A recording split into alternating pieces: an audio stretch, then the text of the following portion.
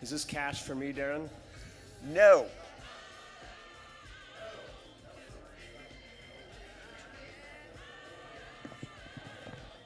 All right, everybody, good morning. Good morning. Who all was out there by the fireplace last night for a little while? Until what time did that end? 1-ish, but pretty cool. So I have the privilege to not be introduced, but introduce, and I've got this bio of Daren I'm just going to rip up and throw away because I have a different version of Daren. But Daren Martin is the author of 2 books, The Company of Owners, which I think you have in front of you, and Whiteboard.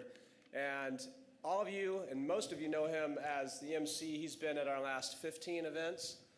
Fun guy, lighthearted, and what was the first breakout you did? I think it was at Paradise Point or one of the ones after that. Yeah. But I just thought of Daren as like our MC guy, funny, very likable. And I sat down in one of his breakouts and I was waiting for, not that you weren't fun and likable, but serious and seriously smart. Instead of the MC Daren, I got the PhD Daren, and I was blown away. The guy, the second I met him, and he talked about us meeting each other on a plane, I was sitting in a middle seat on a packed flight, and I'm turning my head, and I look back, and I see this guy sitting by the window in the emergency exit window with nobody next to him. I'm like, holy crap, I'm going to go get that aisle seat. And I go back there, and Daren has his stuff spread out, and he had his glasses on. I'm like, excuse me, is anybody sitting there? And he, from his glasses, like, seriously? Like, can I buy you a bottle of wine? Sit down, man. So Daren Martin is a fantastic guy. I look forward to, I've read his book. I hope you all do too. And I agree with everything in it. And without further ado, Dr. Daren Martin.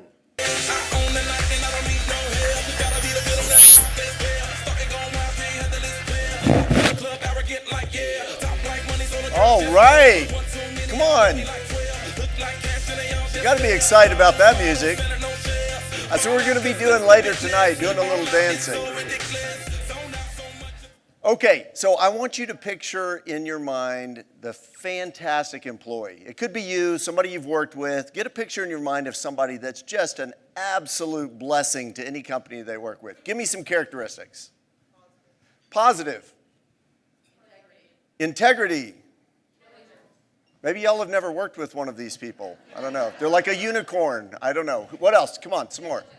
Intelligent, leader, okay? Now, get the opposite in your mind. Someone that's just an absolute slug to work with. If they are in this room, please do not point them out, okay? So, give me some characteristics of some people that aren't so great to work with. Entitled, negative. See, these are flowing a lot more freely here. What? Take other people's credit. Okay. Unreliable. I have a feeling that if we were to list all these things, we would agree. Yeah, great employee, not a great employee. I don't care what company you work with. There are typically 2 kinds of people that work there. The first one I call in the book Stacy. So if your name's Stacy, I've had tons of Stacys take credit for this. There you go, Stacy. Stacy got engaged last night, by the way. That was phenomenal. Very excited. To the chef, who I think is actually married. But anyway, you should have been at our table. That's all I'm saying. It was outstanding.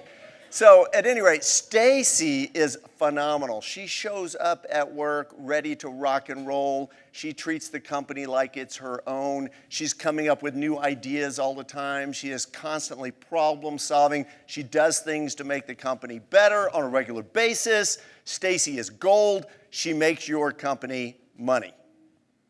And then there's what I call Crawley in the book.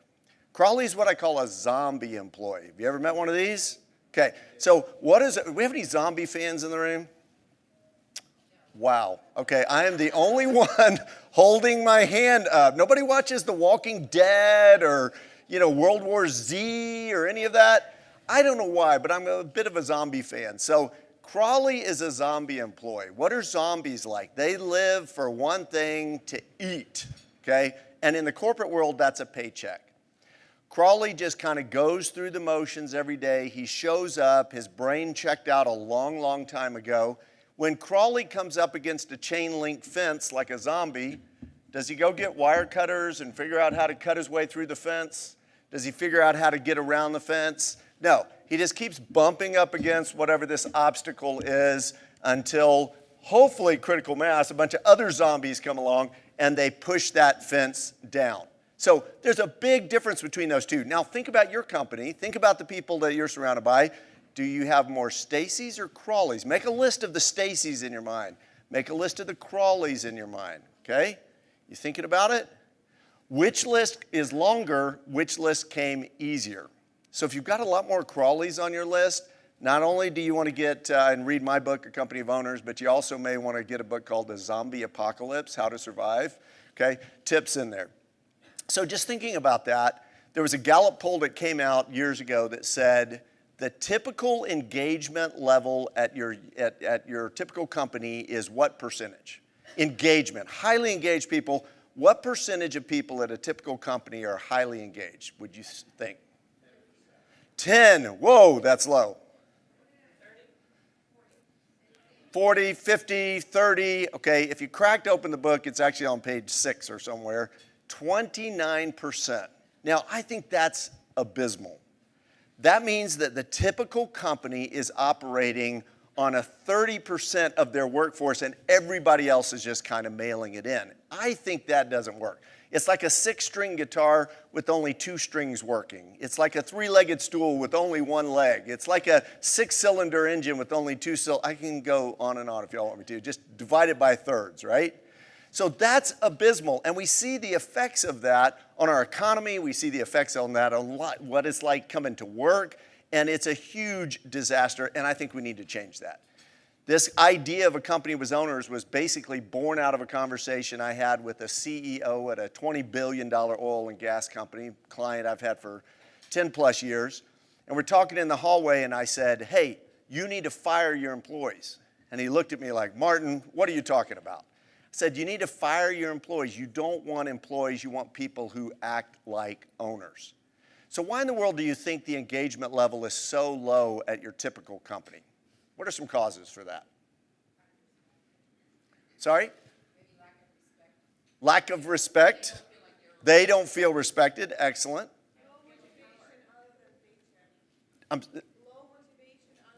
Low motivation other than paycheck.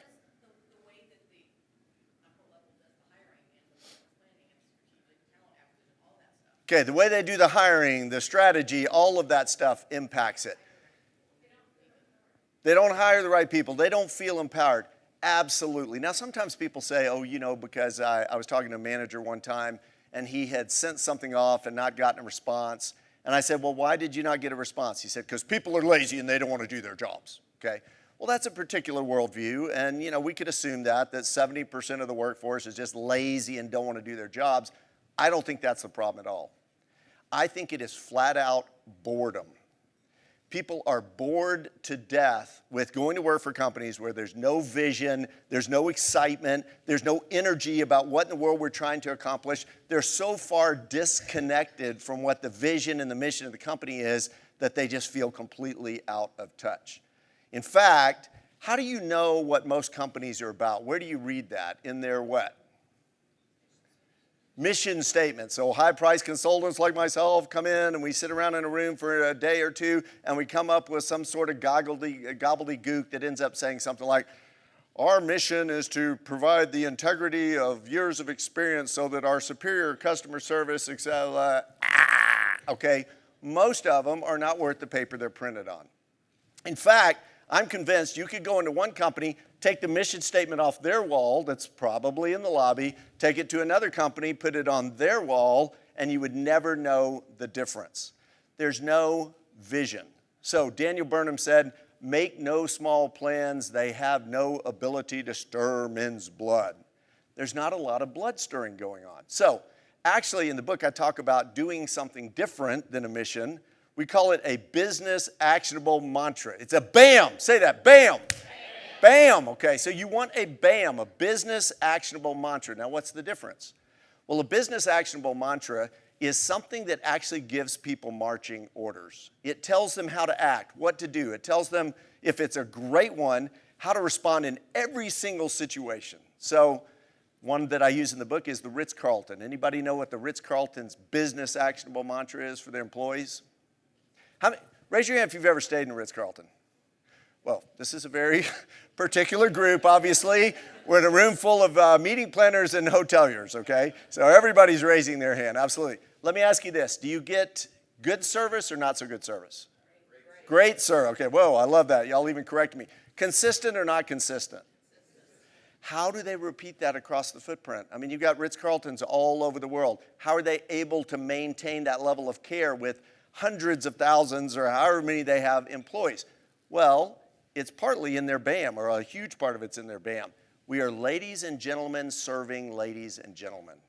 It's their identity. It's what they're wrapped up in. It's the way so that you can go to everybody from the valet guy or the person, cleaning the room and say, hey, did you act like a lady in that situation? Did you act like a gentleman? Did you treat them like a lady or gentleman? All the way up to the VP of marketing or sales. The same question applies because it directs behavior.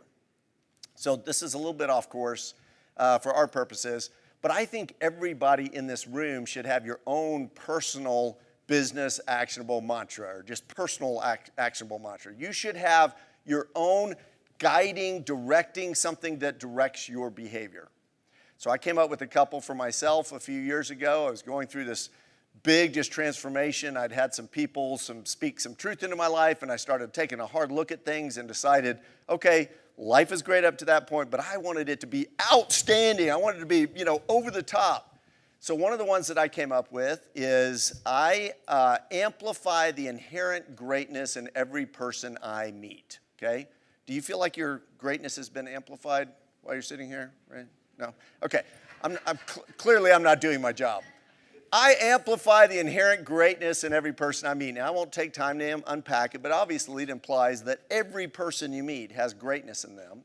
And one of the ways I do that is when I walk into a Starbucks, I try to bring some energy into that room. I was talking about zombies earlier. I have a book that will come out maybe this year, maybe next year. It's going to be called Zombie Nation. And it came about because of a revelation that I had. I was sitting in the Denver airport, just had a speaking gig there, and I'm on my way traveling home, and I'm on the little shuttle, been in the Denver airport, that takes you from the terminal or from the gate back to the terminal. And I'm sitting there, and this is what I'm looking at with people around me. This is literally, they're standing, they're sitting. They look like a bunch of zombies. I called my buddy when I got to the end, my business partner, Kevin Burgess. I said, Kevin, we have been afraid of the zombie apocalypse. We have all these movies about it. We don't have to fear it. It's already here. It's like present. Look at the people around me. It was so funny because we tend to think on a same wavelength. But earlier that week, he said, Daren, I got to tell you what I did. He was in North Park Mall. Anybody been to North Park Mall in Dallas, Texas? What? You like that? Yeah. Okay. Well, applause for North Park. So Dallas, Texas, where I live, by the way, just a few months ago, named top business city in the U.S., just to give a little props out to Dallas. But North Park, if you know, is a very prominent mall in a very prominent area with a lot of wealth and opulence. So he's sitting in that mall with his son, teenage son, and he says, son, I want you to do something for me. Write down one-word description for everybody that you see walk by. So after about 3 minutes, he said, okay, read me your list. Dead, bored, lifeless, disinterested. This is what he's witnessing coming around him, right? So that was born. I decided I'm going to write a book called Zombie Nation. The first chapter, by the way, is going to be called I See Dead People, because they're kind of all around us. So when I walk in, boy, that was a long way to get around. Back to Starbucks now. So I walk into Starbucks and I try to bring the most amount of energy that's in that room. How big do you think I have to be to bring the most amount of energy into a Starbucks on a typical morning? Big? Huge? About this big. Because everybody's standing in line, they're going through the motions, and when I walk up and just go, hi, how are you today? All of a sudden the barista stops, they're looking around like, what is going on? Someone's actually speaking to us. I had this huge epiphany a few months ago. I walked into a restaurant in Austin, and I go up to the person. I said, hey, we need a table for two. And she goes, well, how are you doing today? And I said, I'm doing outstanding. How are you doing? And she goes, I'm doing great. Thank you for asking. Now, I've had this happen to me. How many of y'all have ever had that happen to you before? Someone say, thank you for asking, okay? But for some reason it triggered in me, and I'd never thought to ask. I'm like, well, that's kind of weird. And can I ask you a question? Why did you say that? Why do you say thank you for asking? She goes, oh, dude, you have no idea. You'd be amazed. She said, I had a guy come in the other day. I said, hi, how are you doing today? He goes, 5. Okay? So there's not a lot of presence going on out there. So people are bored. They're lifeless. So let me give you some company culture killers. You may recognize some of these in some companies you've worked with. The first one is dull and lifeless kind of environment.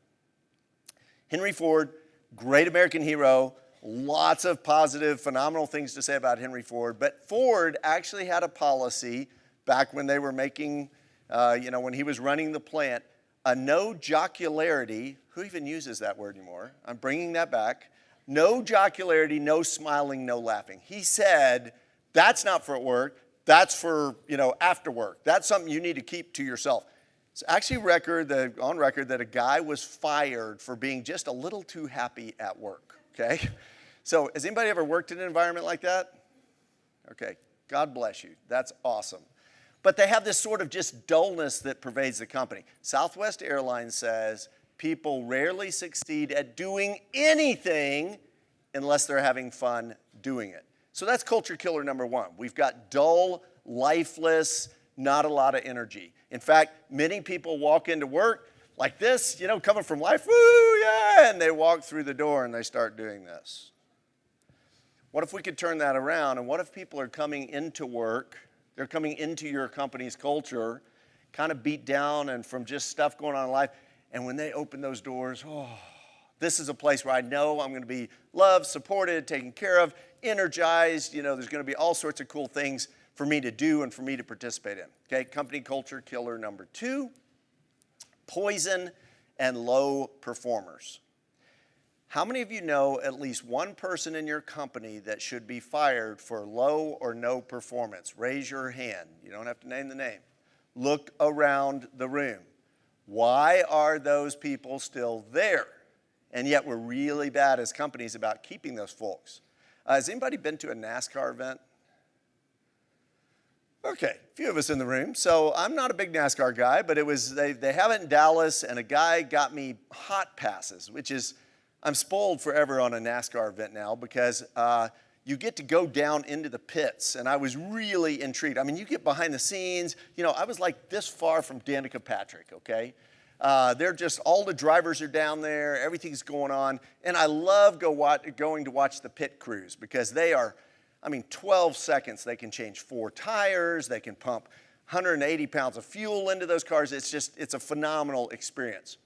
But the thing that really captured me, which I had not thought of before, was anytime they get a caution flag, anytime something's going on the track, they need to slow the drivers down, they pull out the pace car. The pace car gets in front of all the other cars, and it drives along the track at 50 miles an hour. So all these cars that were racing before, 200 mile an hour capable engines, amazing drivers that can negotiate just about any circumstance, they all slow to a crawl, okay? And they're going behind this pace car, and they're all lined up in a neat little row. There's no differentiation between them because they're all in a little box now. And I have incredible footage of that pace car coming off the track, now that the track's cleared, and those cars, woo, just taking off. It's incredible to watch it happen. So I witnessed this at a company recently. They got rid of a low performer. Manage them up or manage them out. You should always give people a chance to perform at a different level. But I walked in and the guy said, dude, it was amazing. Almost overnight, the high performers started performing at a much, much higher level. I said, yeah, because you took the pace car off the track. So low performers, poison. I have a professor who used to say, how much cow dung does it take to spoil a bowl of ice cream? Okay, think about that a little bit. So if we have ice cream for dessert tonight and bring it out to you and say, hey, hold on just a little bit. We've got some, a lot of horses out here. We got sprinkle a little of this on here. It's a thing we do here in Middleburg. Would you eat it? No. And yet how many times have you seen one person with a bad attitude, just kind of a poisonous, I'm not talking about people that complain, because as I tell many managers, they're complaining about the right things. They're just complaining. Yes, but they're complaining because their stuff doesn't work or because there's so much bureaucracy or they've got red tape. I'm talking about people who complain just to complain. So poison low performers, company culture killers. Last one, friction. Okay, I need a volunteer for this one. Come on up, Joseph. Joseph just volunteered himself. So Joseph's starting a new business. This is a big day for him. He won the lottery. He's got lots of stuff going on, so he decided to start a new business. The big sign over Joseph's business says, I trade $1 bills for $5 bills. Does that sound like a good business? Who would want to run that kind of business? Now, what if I told you people are lined up around the block to do this transaction with them? Now, are you interested? Does that sound like a good business? Okay, so I'm going to give you a bunch of ones. So I'm the first customer. I walk in the door with my stack of five. Hey, I'm so excited. You trade $1 bills for $5 bills. I do. Oh, this is so cool. Okay, there you go. Thank you so much. Welcome. Okay, hey, here's customer number 2. Hey, can I do this too? I want to do this. Yes. This is awesome. Customer number 3, Please. let's go. This is, how fast do you want to make this transaction? Okay, hold on. Kelly, can you come back up here and introduce me? And no, I'm just kidding. Come on. Are y'all awake? How fast do you want to make this transaction? Pretty darn fast. What if it was $1 bills for $10 bills or $1 bills for $20 bills? Okay, big round of applause. I'm taking my money back. Sorry, Joseph. You're welcome. Here's a buy you a beer later. Okay, thank you. Kelly was trying to take my money up here. Okay, so you're going like, what's the point? No business is like that. Are you freaking kidding me? Raise your hand if you've ever waited 20 minutes or longer at a bar to get a drink. Come on, I know all of you have. Is that not the bar business? I walk up and give you a $5 bill, you hand me a 50-cent Miller Lite to you, okay? Or I walk up and hand you a $10 bill, you give me one pour out of a $2 bottle of wine, right? Is that not the bar business? Why in the world would they want to make that transaction slowly or make you? I went to this festival one time. We were 40 people deep to buy a coupon, to then take the coupon over here and wait another 40 people deep to buy a beer. Guess what I did? I left. It's like, no, I'm not going to do that. We call that friction.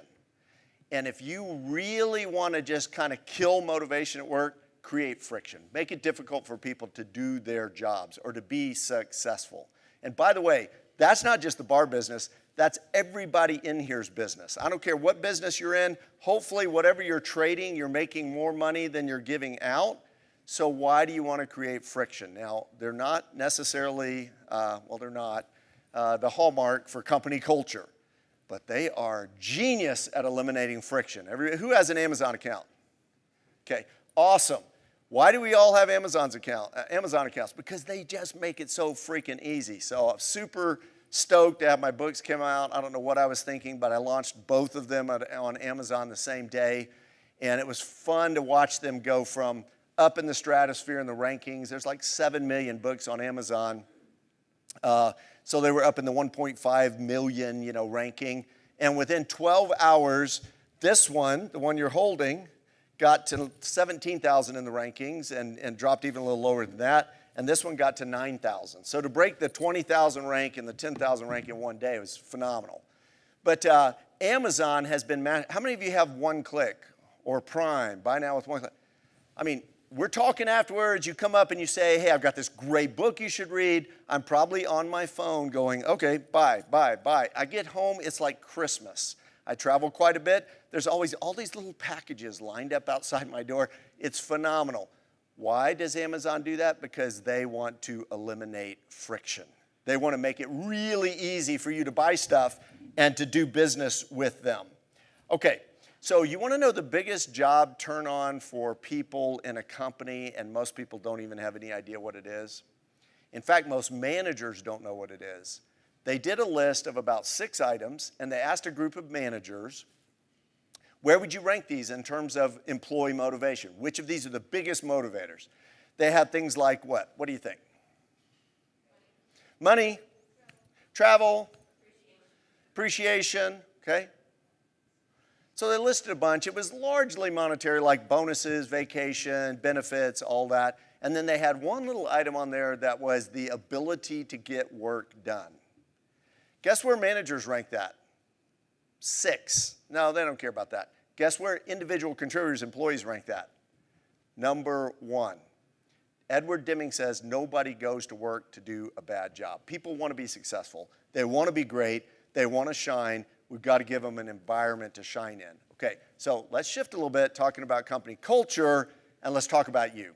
How do you act like an owner? So I need everybody to do something. I need everybody to stand up. Come on, let's go. I know y'all are raring to get involved here. Okay, so here's what I need you to do. On the count of 3, you're going to assume one of 2 positions, okay? Everybody's laughing now. It's okay. Trust me. It'll be fine. One is, I am Superman. I am Superwoman. I'm Wonder Woman, okay? It's this. Got to be big and bold. It can't be all frumpy, and it's got to be really big. The other one is, woohoo, I just crossed the finish line. I just won the lottery. This is fantastic, okay? You ready? On the count of 3, 1, 2, 3, go. Y'all even came with sound effects. Hold it, hold it, hold it. Great photo op. Awesome.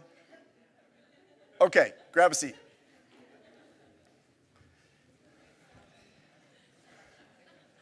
Okay, so that has absolutely nothing to do with anything. I just wanted to see y'all do that. We wanted to capture that on film. We've got live Periscope going on over here. A big round of applause to Ross over here. Ross is our cameraman that is broadcasting this to the world. So actually, it has something to do with everything. There was a study that was done. You may be familiar with this from a TED Talk, but a Harvard study that basically showed when you adopt an open position, this is an open position, when you use your physiology and your body in a certain way, some crazy cool things go on with your chemistry. Testosterone, which is the confidence drug. I got it, I'm on it, yes, I can't wait, man, I'm really pumped. Testosterone goes up, measurable, in only 2 minutes. Cortisol, which is also a stimulant, but it's the bad one. It's the one that wakes you up at 2 in the morning and you're going, oh, how am I going to pay my bills? Or I can't do that talk tomorrow. It's going to be terrible. It's that anxiety-producing drug that just gets you all bent out of shape. Cortisol goes down. When you adopt a closed position, now what would a closed position be? You're getting ready to go in for a job interview and you're hunkered down like this on your phone. Bad, bad, bad, okay? Because what happens when you adopt a closed position or you're curled up in a fetal position in your bed, you're just exacerbating the situation, because what actually happens is cortisol goes up, you're creating more anxiety, and testosterone goes down. So I taught this to my daughter, who's now a student at the University of Texas. Yeah, hook 'em.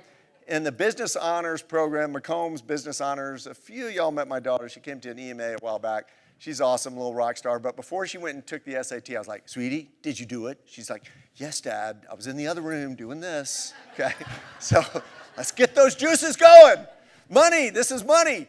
So the way you use your physiology, though, and the way you show up makes a big difference in the way that people respond around you and the kind of culture that you invite and create. Okay, in the middle of everybody's table, there is a glass of water. There's also a cork and a rock. So somebody pick up the cork and somebody grab the rock.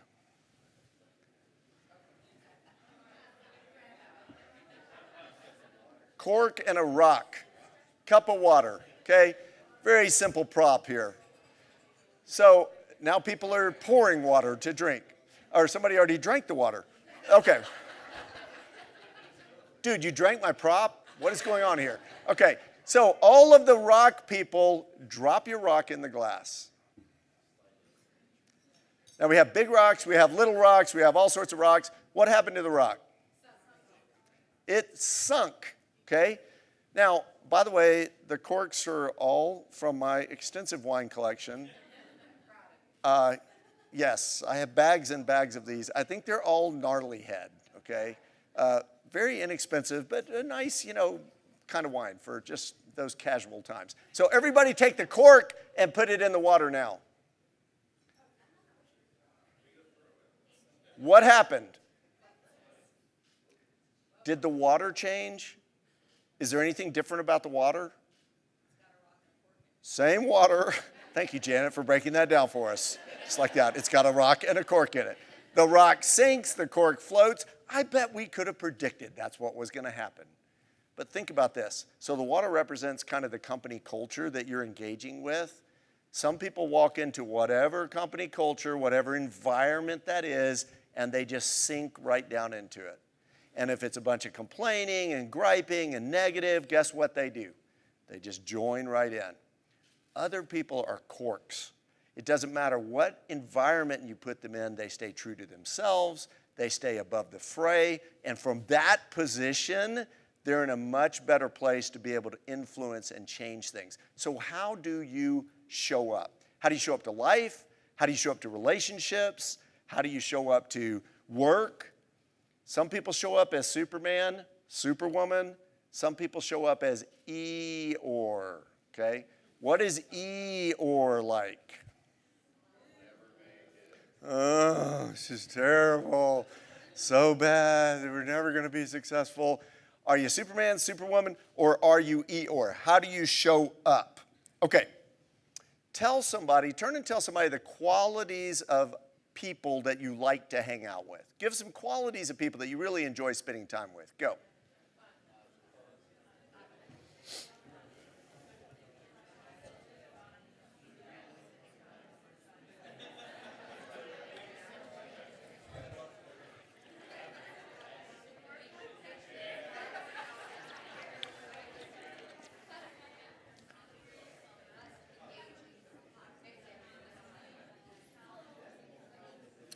Okay, all right, come back. How many of you described, okay, I'm pretty good at this. I do have a PhD in psychology. How many of you describe someone who is super hypercritical, they're very negative, you can never do anything right, they point out all of your flaws, none of your good qualities or benefits? Raise your hand if that's a person you know, we may have a few, sadists, or I guess that would be masochists in the room? No? Okay, nobody.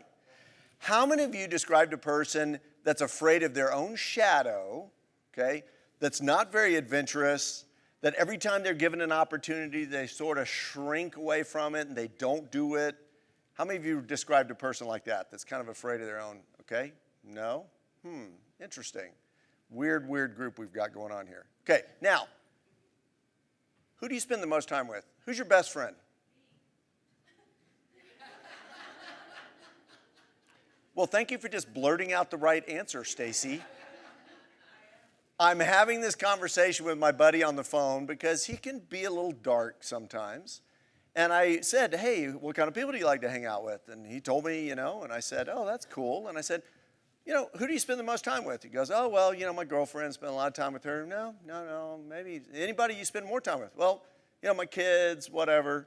Yeah, you spend a lot of time with them? Yeah. I said, I think there's somebody that you spend even more time with. And he's like, what? I said, somebody you go to bed with every night, you wake up with every morning, you go throughout the day with her, and ding, ding, ding, he said, me, okay?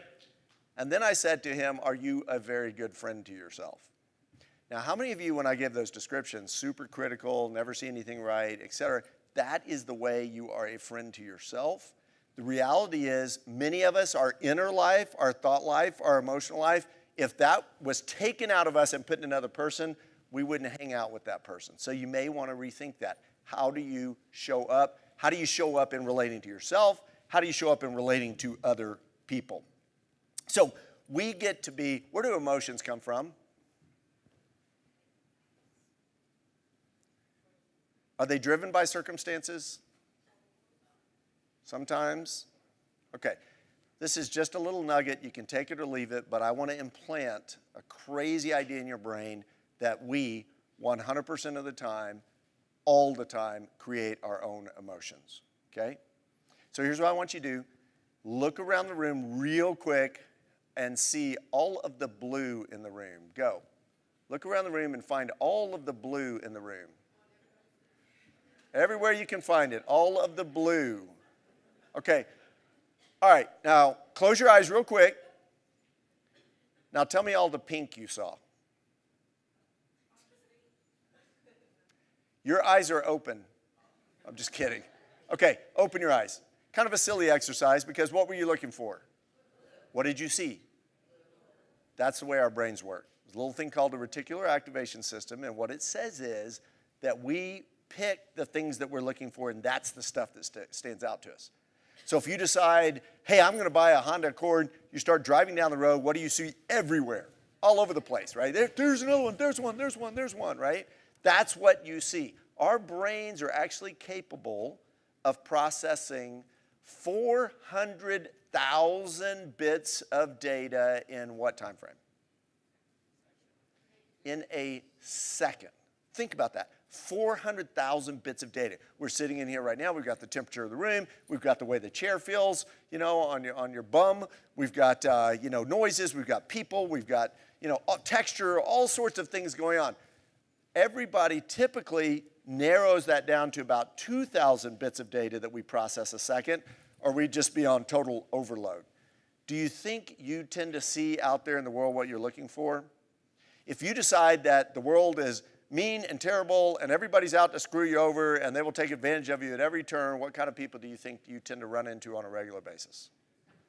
If you decide that, hey, most people are helpful, they're really out to be generous and helpful, and they will, if you just ask, they will come to your aid, then what kind of people do you tend to run into? Okay, so we set ourselves up for the kind of world that we experience. You want to be an owner? Be responsible. So who knows the 3 kinds of responsible? Okay, anybody have teenagers or have had teenagers? What's the first kind of responsible? Irresponsible, right? Okay, so sorry, poor teenagers, but I'm sure all of y'all's teenagers are very, very responsible. Pick on the poor teenagers. Irresponsible. I don't do what I say I'm going to do when I say I'm going to do it. What's the opposite of irresponsible? Responsible. I do what I say I'm going to do when I say I'm going to do it. What's the third kind? This one is prevalent. This one is all over the place. When you start to recognize it in yourself and other people, moving forward from this day, it is going to drive you nuts. It's a little thing called non-responsible. So here's what non-responsible looks like. Anytime I attribute something that is within my sphere as being outside my control. Okay? So, I'm sorry, what's your name? Irina. Ben, okay? Ben, I'm going to have that to you by Friday at 2 o'clock. It's now Friday at 2 o'clock.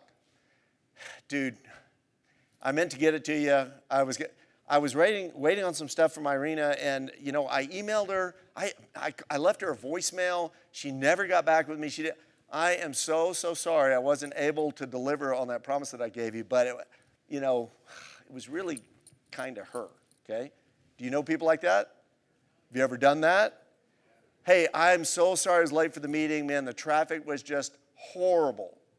Of course, I know it takes 18 minutes to get there, and I left with 18 minutes to spare, not allotting for any giving credence to things outside of us instead of saying, hey, I own this. I had a staggering experience years ago when I was married. And I came home and walked in the doors late at night. I'd been working kind of late. This little story may explain why I'm divorced now. I'm just kidding.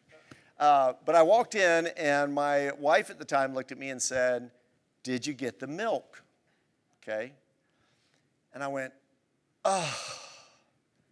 The look on her face changed me forever in this regard. What do you think the look was? Disgust. Not again. Disappointed. Actually, as the knife was like jabbing in, she had this gleeful sort of when she was, no, I'm just joking. She didn't stab me. Come on, that's supposed to be funny. It's not funny. No, it wasn't any of those. It was a much more horrifying look than that. It was a simple look of, I kind of knew you wouldn't. I knew there was about a 20% out of 100 chance that you were actually going to think about it and do it. So it wasn't even disappointment. And I thought, I have a problem. So I picked up my keys. She said, what are you doing? We lived kind of out in the country a little bit at that time. And I said, I'm going to get milk. She said, Daren, everything's going to be closed. I said, I don't care. I don't care how far I have to drive. I'm going to go to the gas station. I'm going to overpay for it, but I'm going to get milk because the buck stops here, and I'm done with, if that's how reliable you think I am, I'm going to change this pattern. So how many times do you think going back out to get milk it was before I started remembering to get milk? Yeah. When we put the responsibility on ourselves, things change. There's actually a missile, I think it's in the Air Force, that they call a fire and forget missile. Why do you think they call it a fire and forget missile? That missile is so dependable that when you hit that button, you just walk away. Go get some coffee, go do whatever you're going to do, because you know that missile is going to hit its target. It is, I don't care if obstacles get in the way, they try to shoot it out of the air, the target moves, that missile is going to find its target. Are we fire and forget kinds of people? Are we that dependable? Are you somebody that when someone hands you something, says, hey, I need this taken care of, that they know beyond the shadow of a doubt it's going to be done? I don't know about you. Guilty as charged. A lot of the times I'm still struggling and working with that. But if you want to be an owner, you need to work on being responsible. Okay. Owners won't stay here long, but leave it better than they found it. How many of you noticed the piece of papers on the floor when you came in? So they did a little experiment at a company where they took a wad of paper like that, they put it in a hallway of a well-traveled area, and they watched people coming by and going by, and finally somebody would walk over, reach down, pick up that piece of paper, go find a trash can, and throw it in the trash can. And then they would come and interview them and say, whoa, okay, just out of curiosity, why'd you do that? And typically the person would give an owner response. This is my company. This is my house. We've got to keep it neat. We've got to care about, this place. So did anybody pick up a piece of paper? Okay, good on you. There were a couple other people. Laura was trying to pick up all the paper. I'm like, Laura, please leave the paper. You should have seen one of the staff came in appalled and looked and made a beeline. I was like, no, please. I'm getting papered is what's going on up here. There's all my money. So, that's the difference between an owner, that taking kind of that responsibility. I was on a power walk the other day, and I walked by a cement truck, and you can get a picture in your mind of a cement truck, except this one was immaculate. And I look over, and a guy is polishing the rims on this truck. So I'm walking, I'm like, okay, got to get home. No, I got to come back for that. So I came back, I walked over to him, I said, excuse me, sir. He said, yeah. I said, are you the driver of this truck? And he goes, yes, I am. And I said, what are you doing? He goes, well, I'm cleaning the truck. And this was the money ball question, okay? I said, yeah, but why? And I was waiting for him to say something like, if the supervisor comes by, or it's in our contract, or it's part of the policy. But instead, he gave me just this look of bewilderment and said, well, we got to take pride in our work, right? I thought, dude, you're an owner. You work for an owner company. They've hired the right people. They've encouraged that kind of behavior, and the company's better off before it. And I've seen those trucks. They're always immaculate. This is not a one-off deal of a guy doing that. It's the kind of culture they built. Okay, so by the way, this is courtesy of Elite Meetings. You all have a copy of this book.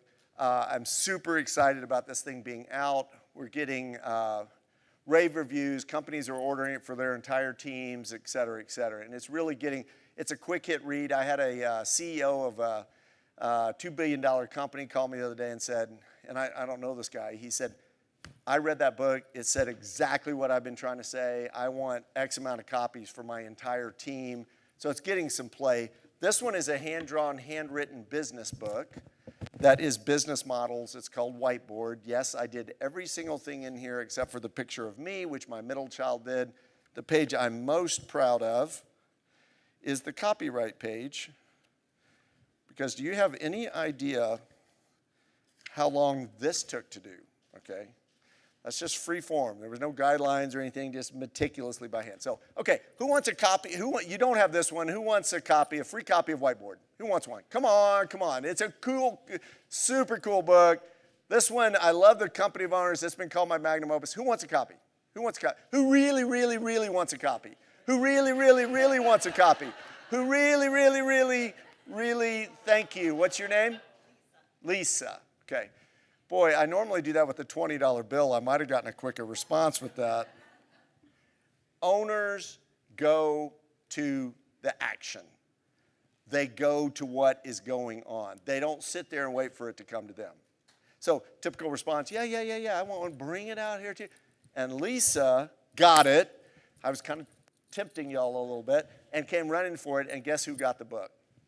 Owners go to the opportunity. They go to the action. They go to whatever's happening. They don't wait for it to come to them. Okay, so I need 6 volunteers real quickly. Come on up. Look at you. Come on. That whole table, y'all come up. 3 of y'all, come on up. Okay, just line up right here, face each other. You've got one line, and you're facing each other. There we go. This is so complicated. Okay, I need one more person. There you go. All right, so you are all now 5-year-old little girls on the, come on, let's see it. Let's see it. Give me 5-year-old little girl. Okay. Oh. I love their hair twirling. This is the first day of basketball practice. This is me coaching my little Callahan Claire's first day of basketball practice with all these little girls, 5-year-old basketball team. So I get in front of them and I start talking. I have them lined up like this, and I'm holding the ball, and I start talking about the game of basketball. I say, listen, basketball, it's a phenomenal game. Let me tell you a little bit about how it started. It's a sport that's kind of played around the world. This is so cool. Yes, love it. Oh, whoa, look at you. You guys are really being 5-year-olds. So at some point during that, in very quick, short time, I dropped the ball. And what do you think those 5-year-old little girls did? They don't do what you just did. They did this. And watch the ball dribble down and go. Nobody had given permission. I don't know what was going on. But then I went all evil on their little 5-year-old selves. I said, don't you ever let me see a ball come. Yes, that's. Don't you ever let me see a ball come that close to you and you not go after it. Do you understand what this game is about? That's what this game is about. And if anybody but your teammate has it, you better go get it. This is yours. You own this. This is how you win games. You don't win games when you don't have that ball. Anyway, from then on, I would drop the ball and they would, people, there were a few injuries and some, first aid, little emergency room visit. No, I'm just kidding. But they were hellions on the basketball court as I drilled that into. Okay, thank y'all. Nice job. Thank you. This is not a real basketball, by the way, in case you're wondering. Okay, so owners go to the action. Okay, one more real quick, and then I want to do some Q&A. Owners bring a plan, not an idea. It's a big difference. So if my daughter comes to me and says, hey, been mowing the lawn, we need to buy a new mower. Oh, we need to buy a new mower. I've just turned over the responsibility of mowing the lawn. They come in all sweaty, griping and complaining. What am I likely to say as a parent? There's nothing wrong with that mower. That's what I use. We've been using that mower forever. No, we're not buying a new mower. If your child comes to you and says, listen, I've mowed the lawn a few times. It's taken me a couple hours. We've got some issues with it, some mechanical stuff. I've checked into getting it repaired. It's going to be very costly. I've looked at 3 different models of mowers. There's one, now it's a little pricey. It's the Honda 7420. It's $900. But I figure with that mower, I'm going to be able to mow the lawn in 45 minutes. I've actually lined up 5 other yards down the street that will let me mow their lawns for $40. If you will front me the $900 to buy that mower, then I will pay you back within 2 months. I'll give you back the entire $900 plus a 20% return on your investment. What do you think about that? You think no kid would do that as a teenager, and you're probably right. You'd probably fall out. But if they did, would you give them the money? Okay. We do this at work all the time. Hey, wouldn't it be a great idea if, and then we dump that on somebody's plate, and do they take action on it? No. Come with a plan, not an idea. I've been looking at this. I think we could have a big savings if we were to implement this deal. By the way, I've already done some things. I had a buddy get a job, a VP of sales job. By doing that, he asked him, hey, can I see your written 2-year plan on how to move into this sector that you're talking about moving into, this other vertical? And I said, we got some ideas. We don't really. He says, yeah, but do you have something in writing that I can take? No, we don't really have anything. He goes, would you like to see mine? Okay. He whips out this thing that he'd already prepared and started going through, here's what would happen in the first month. Within about 10 minutes, they said, go get the CEO. And he got the job. He was hired. You had a great story, Joseph, about your son doing that. Tell that real quick.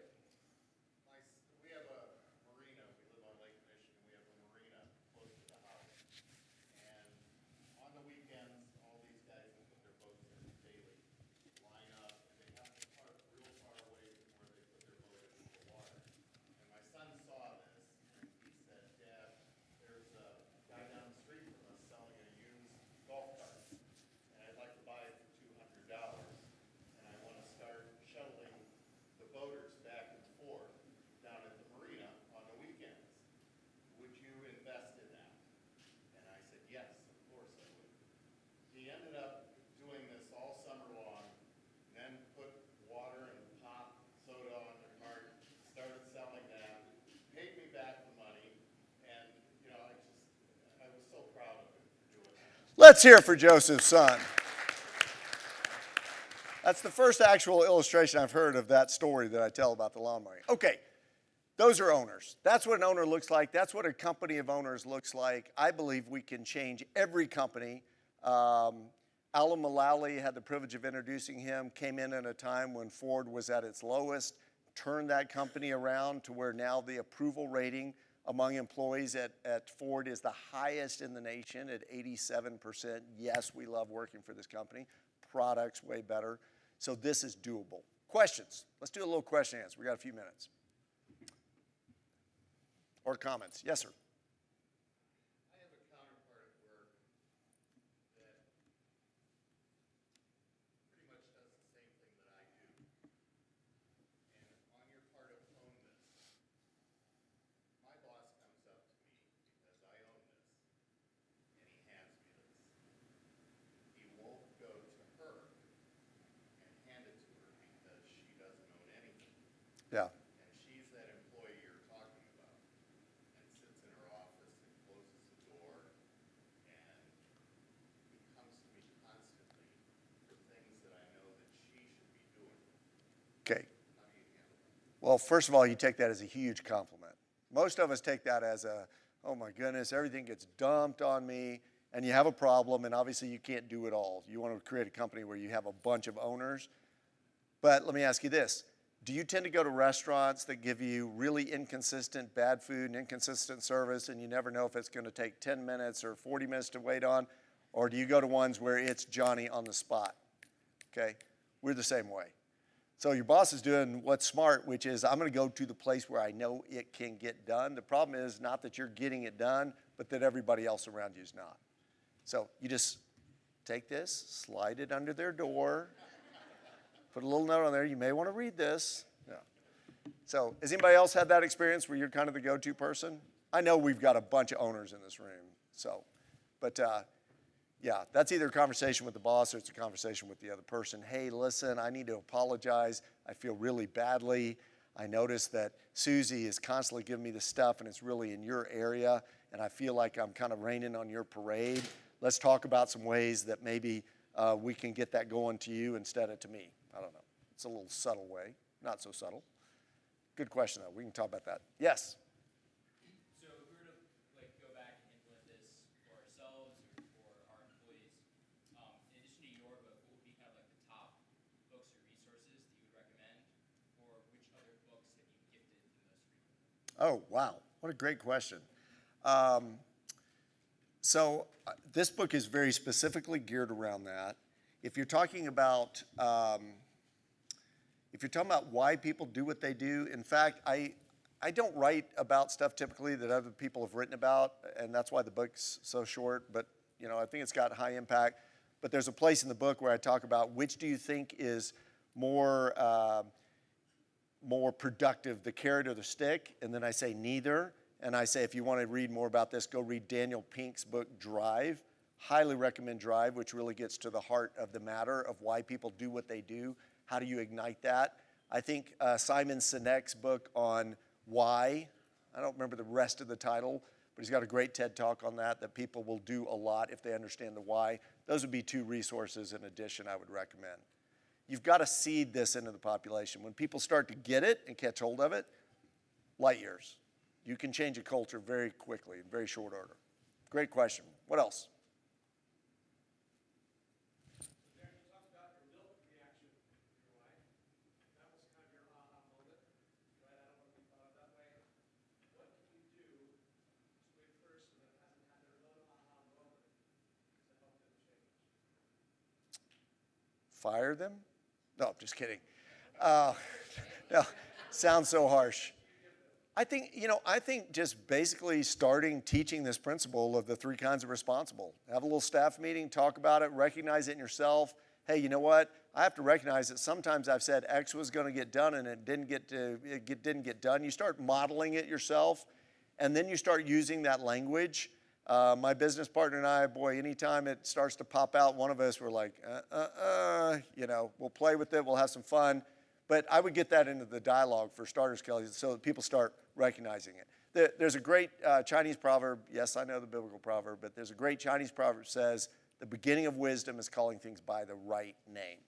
So letting people know it, then they'll recognize it a lot more readily. Okay, I think we are out of time. So you have tremendous power. This isn't a part of the talk. This is just for y'all. It has been said that we, regardless of what context, a lot of different people have said similar things, but you are the light of the world. Are you being light? Are you being light in your workplace? There was a guy that did a post the other day that said he was wheeling somebody into surgery, and she looked up at him with just this horrified look and said, I'm really, really scared. And he said, what are you scared about? She said, if I don't make it, I don't know what's waiting for me on the other end. And he didn't know how to respond to her. So you know what he did? I want you to reach over, just touch somebody. Just touch them on the hand right now. Just touch, okay? All right. All he did in that moment was put his hand on her hand, and all of that just kind of melted away. And she looked up and with a really sweet smile on her face said, thank you. Sometimes that's all it takes. So do you want to make yourself indispensable to any company? Do you want to make yourself basically fired proof, okay? That if the doors are closing and the owner's walking out, you're the one going out with them.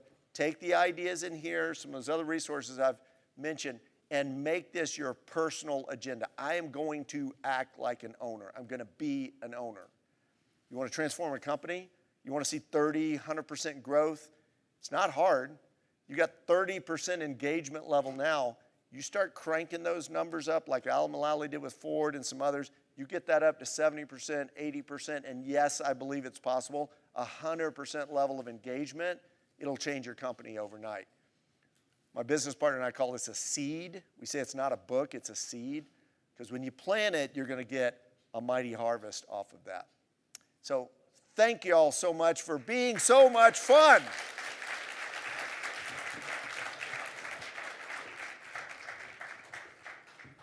Wow, thank you, Daren. I think that is one of the maybe single best talks I've heard.